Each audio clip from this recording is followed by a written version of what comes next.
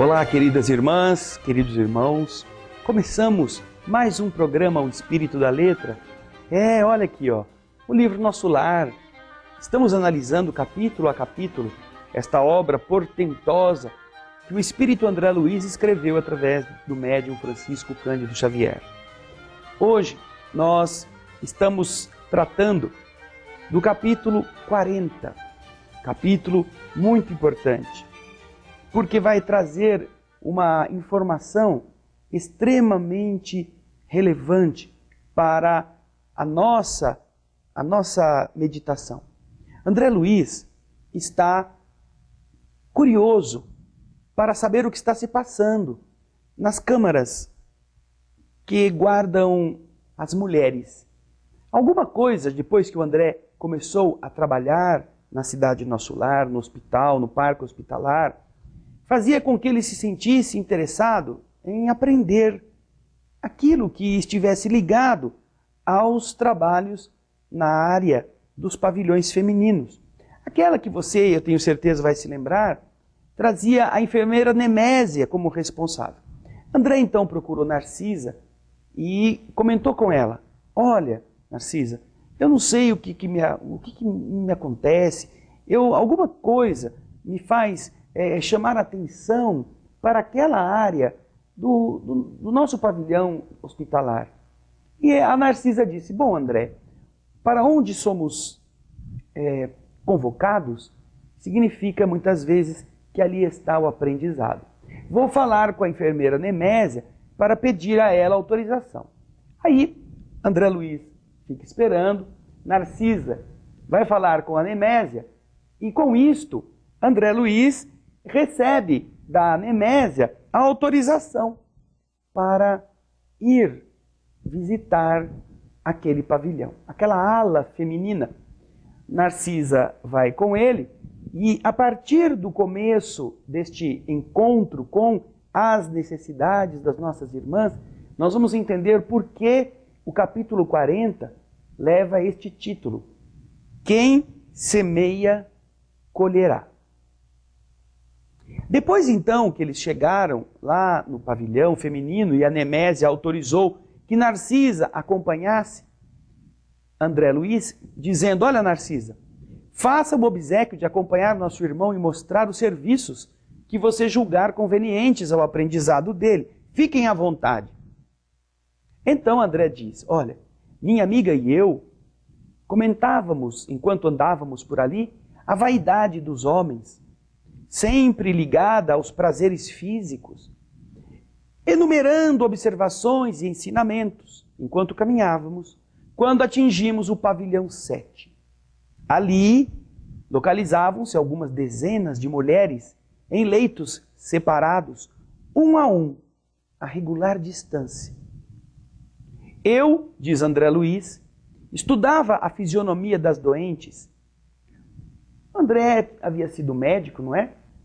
Na Terra, antes de desencarnar, estava acostumado a observar os doentes, a ver as suas atitudes, as suas reações. Então ele não perdeu o hábito, continuou observando. E, estudando a fisionomia das doentes, me impressionei quando fixei alguém que me despertou a mais viva atenção. Ora, quem será essa pessoa? Você costuma dizer assim, não é? Parece que eu já vi essa pessoa em algum lugar. Eu não sei, não me é estranho, mas eu também não sei perguntar para ela de onde que ela é. Não sei. André encontrou alguém muito familiar. E daí? Aí ele começou a vasculhar na memória, começou a ir atrás do porquê, onde estava aquilo. Quem seria aquela mulher amargurada, de aparência diferente, original? Uma velhice que parecia prematura marcava o seu semblante, em cujos lábios pairava uma contração, um misto de ironia e resignação. Os olhos, apagados, enevoados e tristes, mostravam-se defeituosos. Memória inquieta, coração oprimido, em poucos instantes localizei-a no meu passado. Era Elisa, aquela mesma Elisa que conhecera nos tempos de rapaz. Olha só, tantos anos, tantas décadas tinham se passado. Ele era rapaz ainda.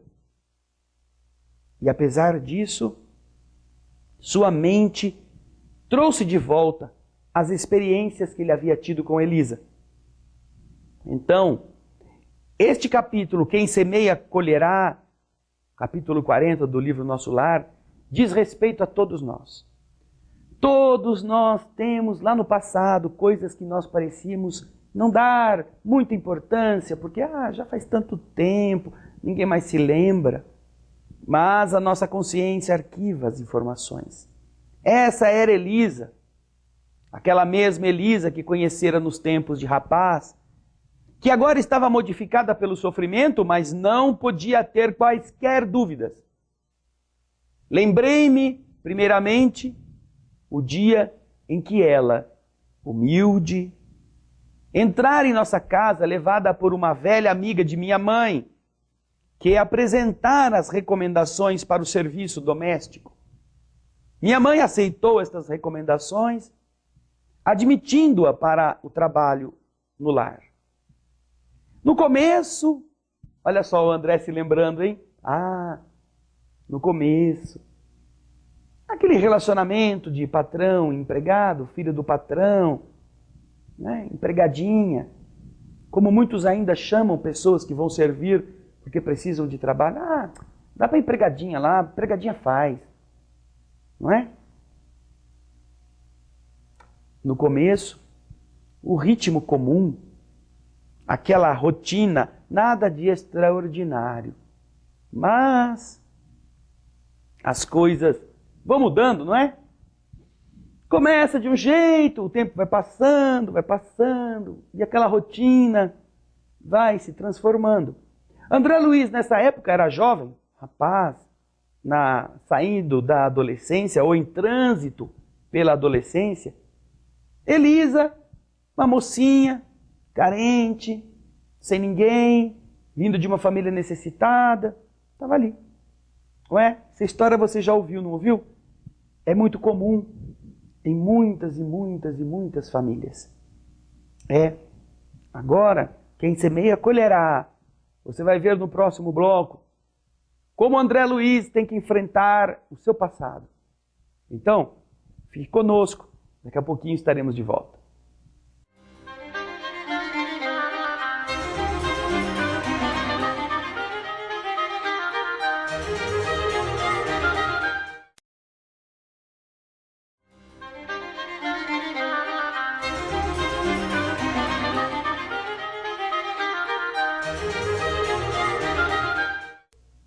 Estamos voltando com o estudo do livro Nosso Lar, hoje tratando do capítulo 40, Quem Semeia Colherá. André, então, está agora encontrando o seu passado. Lá na ala feminina das câmaras de retificação, ele estará encontrando-se consigo mesmo. E você está vendo aqui na parte do fundo, na nossa TV, algumas imagens deste livro, inclusive desde os primeiros capítulos até o capítulo que estamos abordando, quando André se encontra com Elisa. E agora ele está lembrando de como a conheceu. Elisa foi contratada como empregada doméstica e no começo começou a trabalhar em casa, o ritmo era comum, nada de extraordinário. Depois, a intimidade excessiva de quem abusa da faculdade de mandar, filho do patrão, e abusa da condição de servir, que alguém tem que ostentar. Empregadinha. Elisa pareceu-me bastante leviana.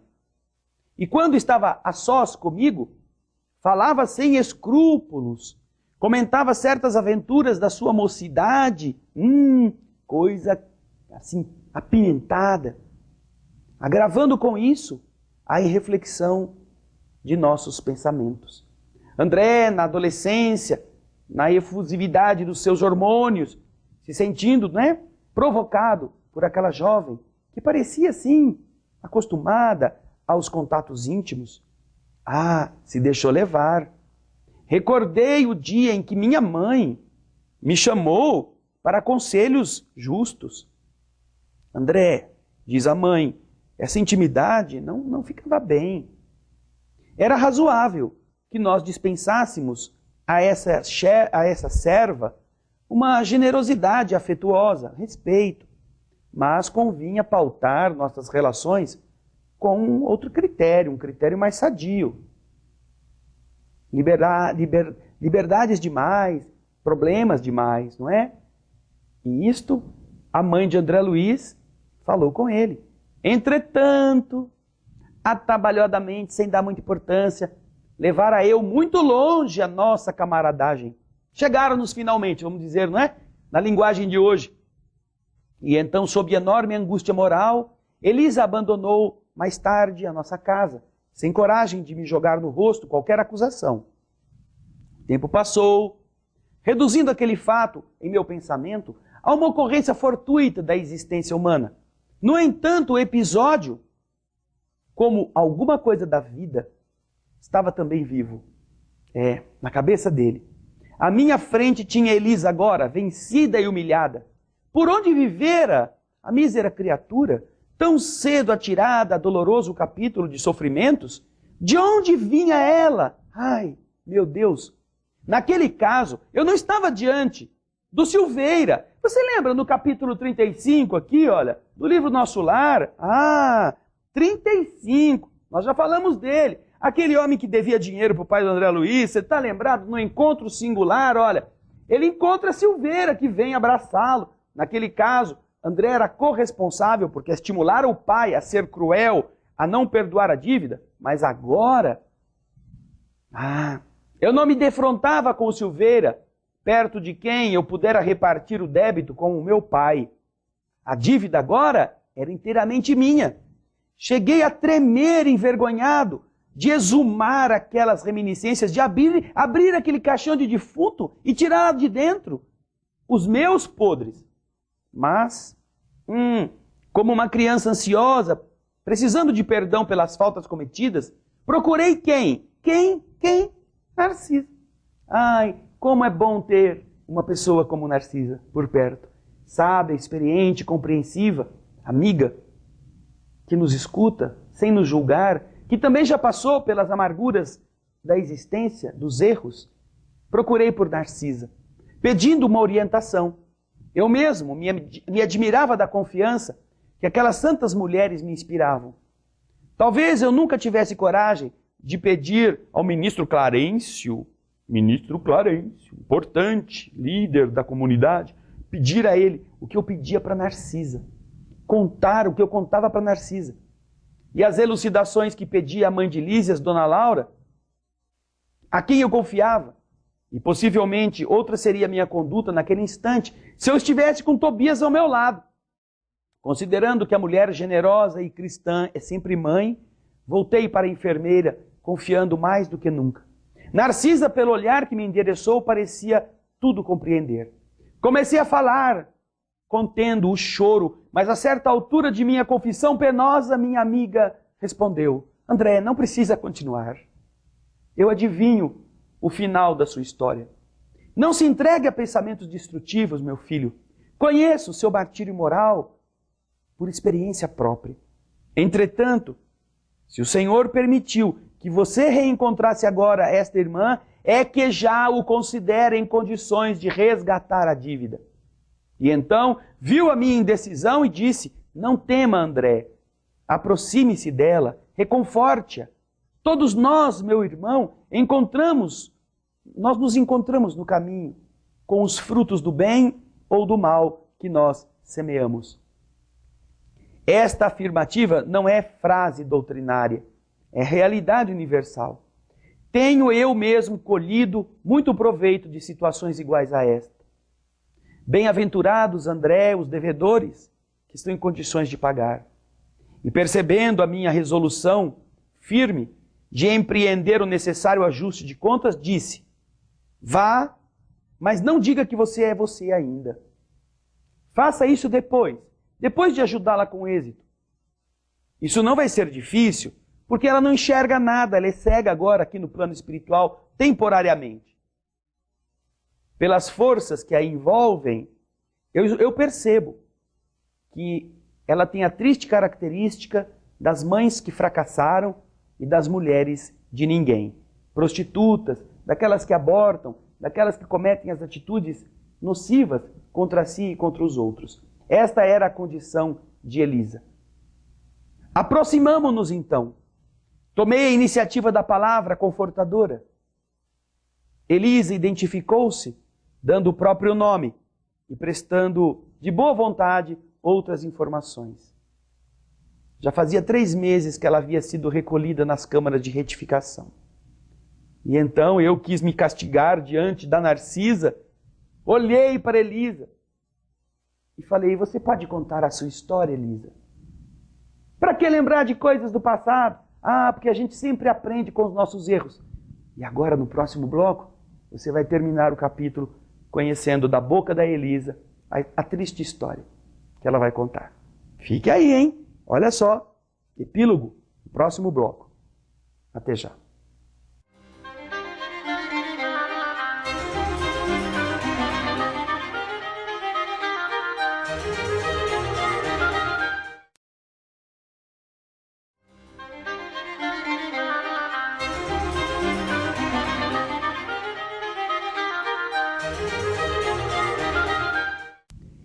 E então, curioso, não é? Curiosa? É, vai acompanhando com o seu livro, você tem que ter o livro na mão para ir lendo. Olha que coisa interessante.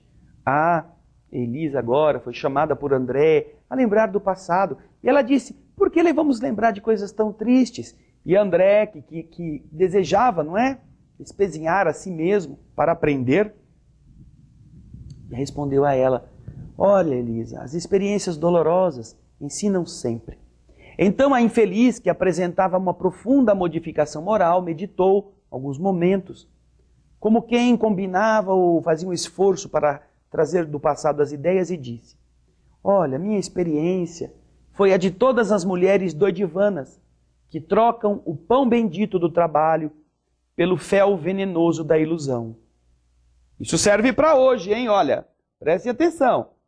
A minha vida foi a das mulheres doidivanas que trocam o pão abençoado do trabalho pela vida de ilusões afetivas, sexuais, aventureiras.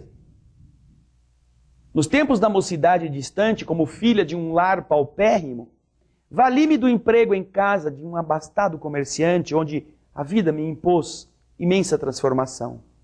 Esse negociante tinha um filho, tão jovem quanto eu. Começa a contar a Elisa, hein? Olha lá, Elisa agora começa a falar do filho do comerciante. Era ele mesmo, o André Luiz, que estava ali. E ela não via porque estava cega.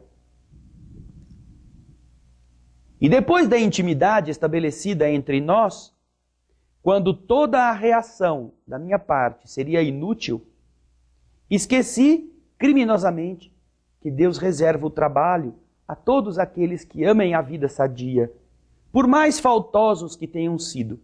E então entreguei-me a experiências dolorosas que não preciso comentar. Conheci de perto o prazer, o luxo, o conforto material, e em seguida o horror de mim mesma, a sífilis, o hospital, o abandono de todos, as tremendas desilusões que terminaram na cegueira e na morte do corpo. Errei, andei perdida há muito tempo, em terrível desespero, mas um dia tanto roguei o amparo da Virgem de Nazaré, que mensageiros do bem me recolheram por amor ao seu nome, trazendo-me a esta casa de abençoada consolação. Eu estava comovidíssimo até as lágrimas, diz André.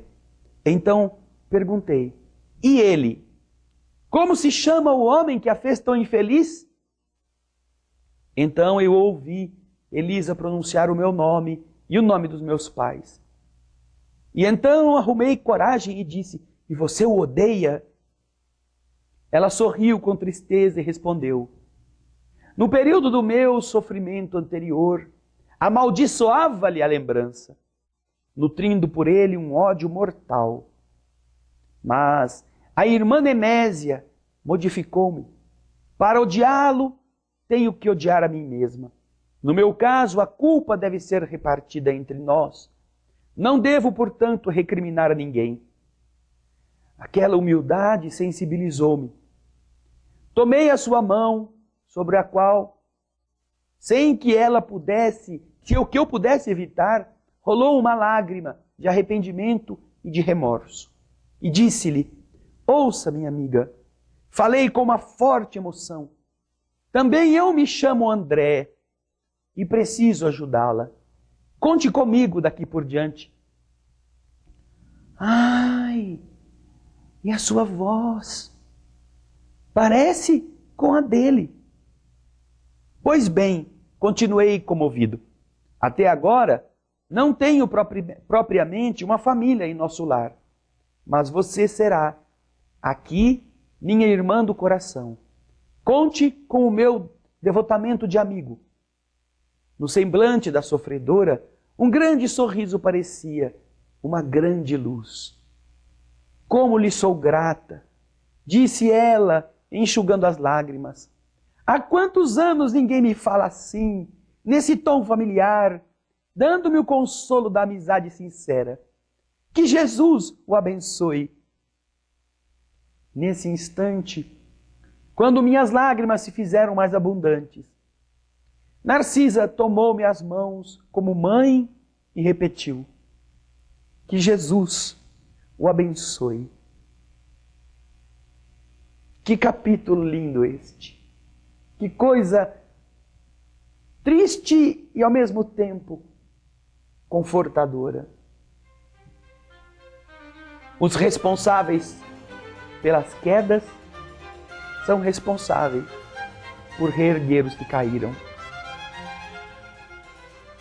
Os prazeres de 5 minutos se eternizam nas dores de décadas e não podem ser apagados da consciência daqueles que estiveram produzindo o sofrimento nos outros.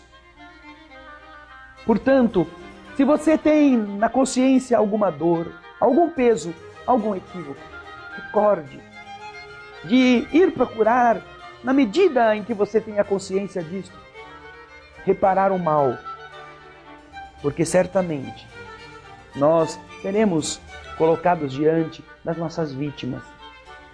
Nós teremos que devolver a elas, se não aquilo que um dia nós tomamos, mas ao menos o apoio, o amparo, a solidariedade daqui para frente. Você que odeia alguém que tomou a sua felicidade, você que se deixou levar pela emoção e feriu a felicidade de um outro, de uma outra pessoa, que destruiu um lar, que teve o seu lar destruído, não se preocupe com o mal. O mal acompanha aquele que o pratica, para onde ele for. O homem que conduz a sua vida pelo caminho do crime encontra uma cela e ali permanece inserido e recluso por alguns anos. Quando depois de cumprida a pena, ele sai. Mas quem erra perante a lei do universo, carrega as grades da sua cela por onde for. Será sempre um culpado na própria consciência. Quem semeia, colherá. Mude a sua sementeira e não reclame da semente amarga que um dia pôs no caminho. Você se reerguerá, corrigindo o mal pelo bem. Coisa linda, não? Capítulo 40. Quanto ensinamento. O espírito da letra deseja, abraçando você, que você possa continuar a aprender com o livro Nosso Lar. Obrigado pelos seus e-mails, obrigado pela sua participação, pelo seu interesse. Estamos indo para o final do livro, hein? Semana que vem, capítulo 41. Contamos com o seu carinho. Muito obrigado e muita paz.